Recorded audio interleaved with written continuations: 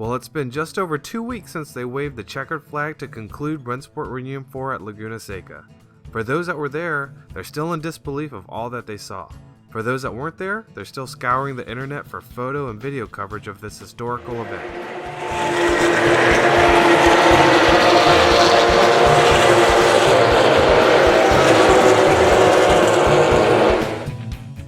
From the methodically staged 1,300 plus cars in the corrals, to the club racing, to the Cayman Island, to the 991 unveiling, to the guest speaker programs, none of it would have been possible without PCA volunteers.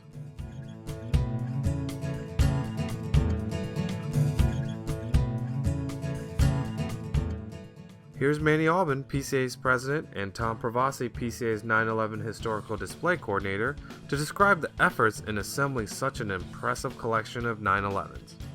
At Rennsport Reunion, there's so much to see, so much to do. One of the most unique display items is the history of the 911. Porsche came to PCA and asked us to organize and collect a history of the 911, starting from the earliest to the most recent.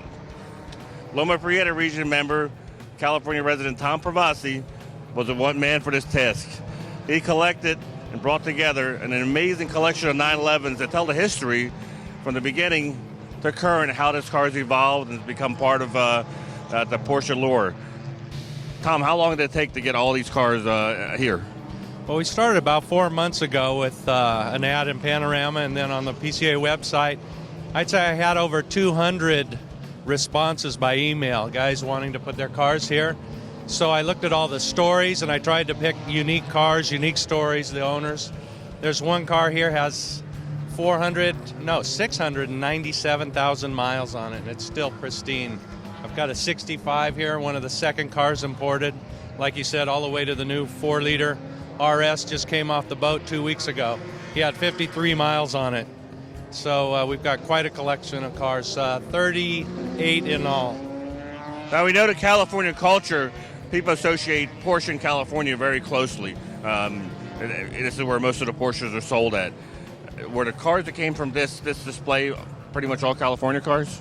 Oh no, the furthest car is from Pennsylvania. There's an RS over there, 2010 I think it is. He drove all the way from Pennsylvania. I've got a 74 Carrera over here that came from British Columbia. They found that car in a barn in boxes.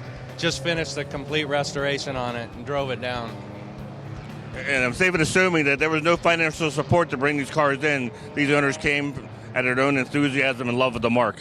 You bet. They all wanted to be part of this, and they said it's been a spectacular show for them. They're really, they were excited to be part of it.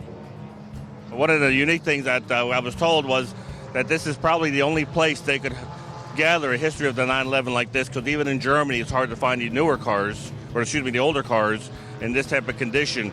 And would you safe to say that most of these cars are Concours, almost museum condition? I would say so. Yeah, most of these cars have been, especially the older ones, are Concours condition.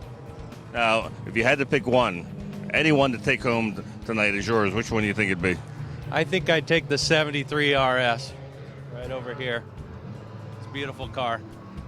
Well, there you have it. You show up to Rennsport, you got the winning lottery ticket or enough zeros in your bank account, you may be able to take one of these beauties home. Again, special thanks to our volunteers for making the Rennsport Reunion 4 a memorable event for the young and the young at heart.